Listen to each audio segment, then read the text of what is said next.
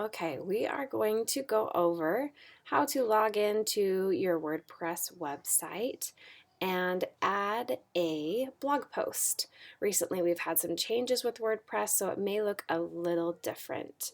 What I've done here is I've gone to my website /WP login, entered my credentials.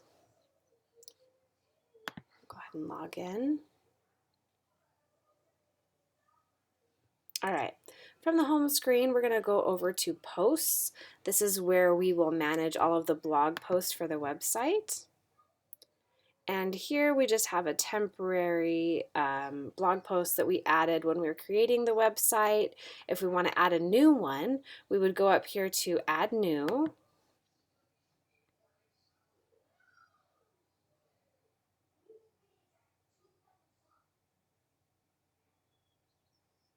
Slow internet connection this morning.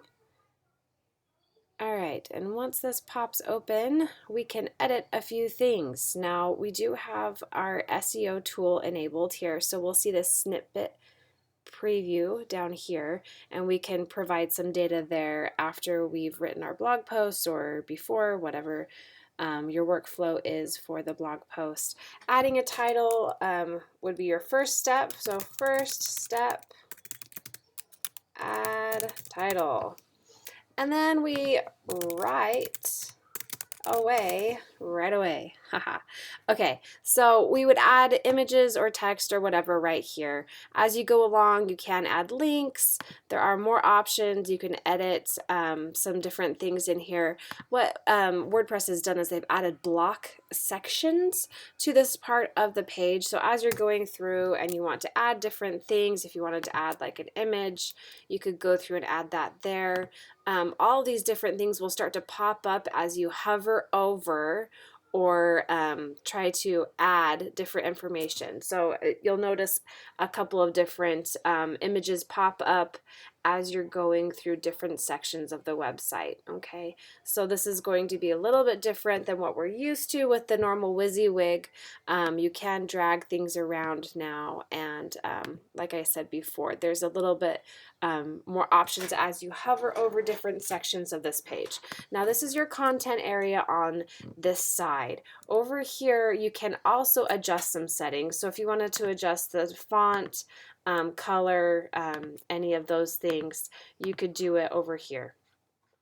For the entire document, this is where you'll edit your settings. So if you wanted this to be public or private, you could toggle the privacy settings, the date that it was published, how to format your post. If you want it to stick to the front page, you want to be careful with the theme and how we've designed the website to make sure that this doesn't throw anything off.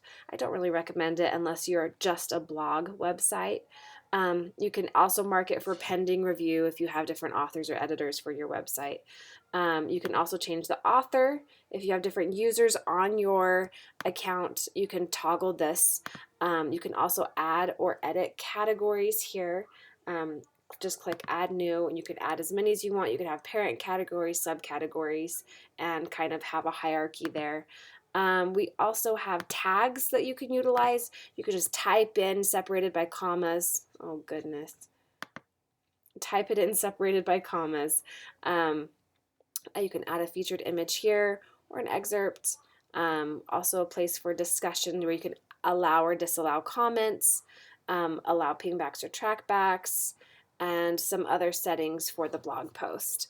After you've gone through and modified the settings that you want to change, you've added your content here. If you wanted to add a snippet with some of these tools that we use with Yoast on the website, that's just your SEO tool that will give you some suggestions. It will edit.